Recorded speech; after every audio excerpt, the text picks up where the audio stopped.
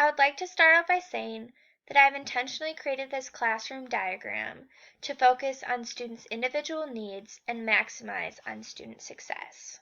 The first key characteristic that I would like to point out is that this classroom is wheelchair accessible.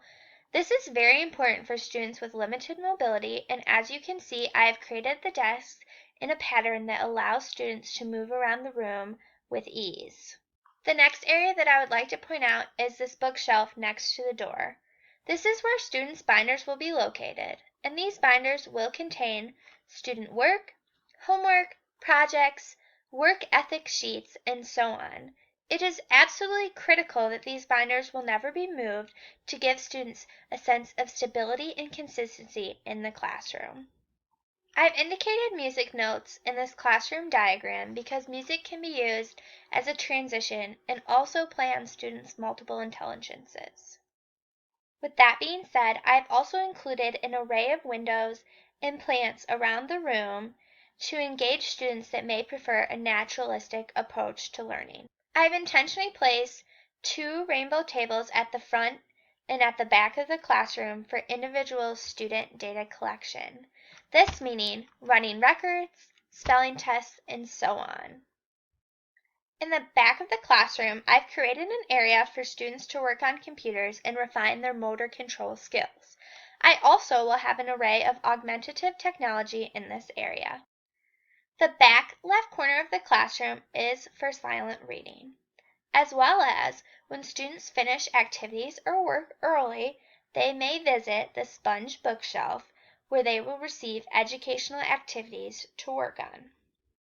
The front rug in the room is where students can sit and reflect or cool down, and I have intentionally placed that rug in the front so if students need to cool down when they are not in my classroom, they can walk in the door and they won't disrupt students that are currently working in my classroom by walking all the way to the back of the room. I've included a smartboard at the front of the room, which will be key in student involvement in activities where they can use the board themselves for their learning and so on.